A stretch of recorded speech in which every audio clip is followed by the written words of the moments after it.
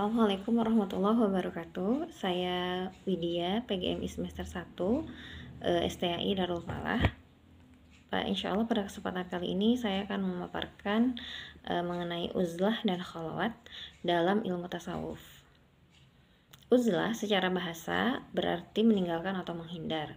Sedangkan secara istilah, uzlah berarti menjauhkan diri dalam pergaulan masyarakat untuk mencapai ketenangan. Nah, uzlah ini merupakan pengasingan diri yang dilakukan seorang ke tempat yang sunyi. Di dalam Al-Quran, uzlah tidak dijelaskan secara gamblang ataupun rinci, namun hanya makna tersirat yang ada di dalam surat Maryam ayat ke-48.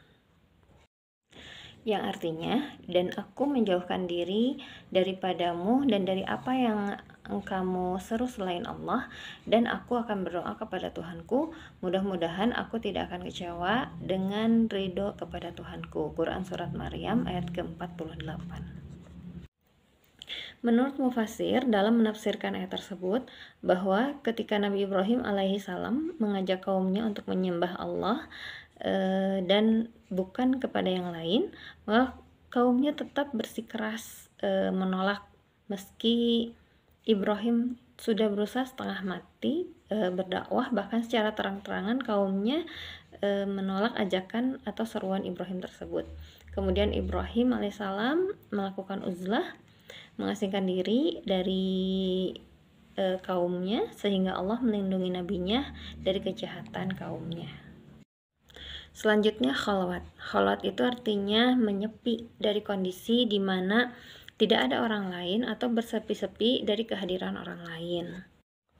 Khalwat dalam ilmu tasawuf tentu berbeda maknanya dengan khalwat secara syariat. Khalwat ini adalah tradisi kuno yang ada di hampir semua jalan tasawuf. Nah, pengalaman para nabi dan rasul tidak dapat dipisahkan dari perjalanan khalwat, perjalanan spiritual dengan berbagai cara.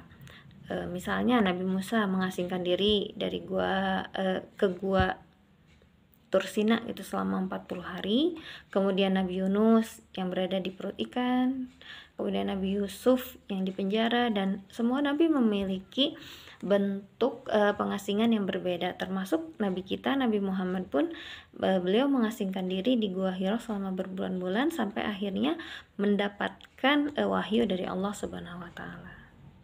Sesuai dengan sabda Rasulullah yang diriwayatkan oleh Imam Ahmad, selayaknya orang yang akalnya sehat itu memiliki 4 waktu. Ada waktu untuk munajat, yaitu beribadah, ada waktu untuk tafakur, berpikir, ada waktu untuk muhasabah, introspeksi diri atau merenung, dan ada waktu untuk memenuhi kebutuhan hidup seperti makan, minum, dan istirahat. Bagi pelaku tasawuf, pada tahap awalan seharusnya melakukan uzlah sebagai bentuk merupakan pertanda sampai kepada Allah atau disebut wusul. Kemudian diakhiri dengan khalwat untuk menyatakan damainya bersama Allah. Ajaran uzlah dan khalwat ini mengambil pelajaran dari perjalanan ritual ruhani Rasulullah yang sering melakukan tahanus dan khalwat di Gua Hira sampai menjelang diturunkannya wahyu. Nah, khalwat belum tentu termasuk syariat Islam, namun para sufi memandang jika bertahanus atau bertafakur di Gua Hira itu artinya bagi manusia biasa jika hendak mendapatkan cahaya hidayah ilahi, salah satunya ialah berusaha melakukan meluangkan diri untuk evaluasi diri, bertaubat, istighfar, zikir, mujahadah, dan amalan tarekat lainnya. Oleh sebab itu, uzlah ataupun khalwat ini di dunia tarekat seringkali dianjurkan.